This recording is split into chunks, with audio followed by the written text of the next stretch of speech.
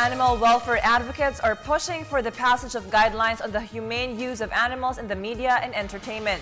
The details of this report from Ara Perez. The ethical treatment of animals used in the media and entertainment was the center of discussion during the meeting of the Technical Working Group of the Department of Agriculture Committee on Animal Welfare last September 12 at the Bureau of Animal Industry.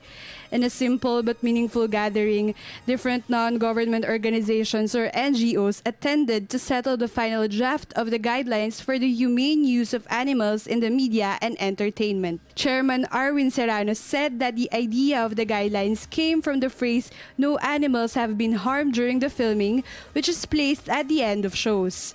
Other provisions were based on laws in Canada and USA. Na-inspired din kami doon sa natin mga movies na nakalagay doon at the end na no animals were harmed and all animals were monitored by the American Humane Association.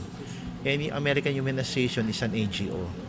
Pero ito, naisip namin na itong mga paggamit ng mga hayop sa movie, sa TV, walang nagmo-monitor talaga no? So kaya naisipan namin na parte ng ng Animal Welfare Act, yung Republic Act 8485, magkaroon tayo ng guidelines or set of rules or standards kung paano gagamitin yung animals while filming a movie or while taping a TV show.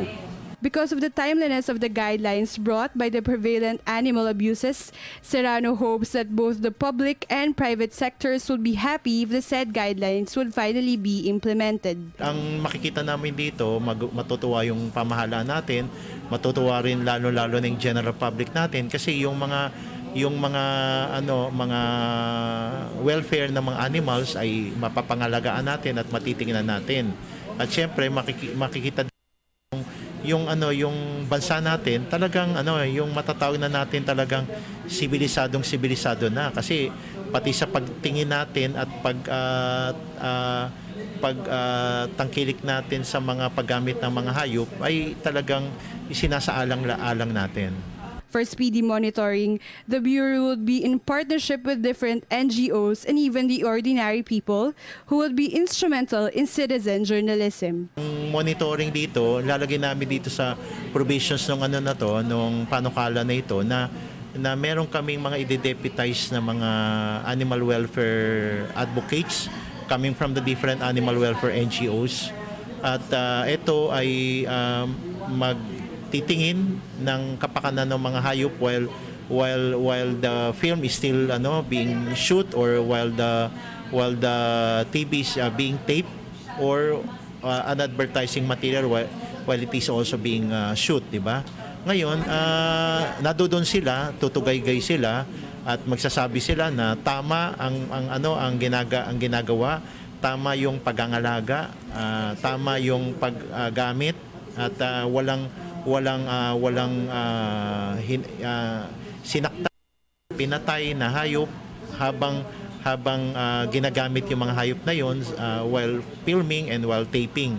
Tapos syempre ang isa pang monitoring din dito pag napadod ng mga madlang tao, syempre sila rin magsasabi na maganda yung pagkakagawa, hindi ito naging parang bastos o hindi masyado nating kinawawa ng gusto yung mga hayop na ginamit while itong movie na to ay pinifilm o itong TV na to ay tinitape. Ana Cabrera of the Philippine Animal Welfare Society and Jana Sevilla of the People for the Ethical Treatment of Animals also graced the event. The guidelines are targeted to be passed on October. For the People's Television, Ara Perez.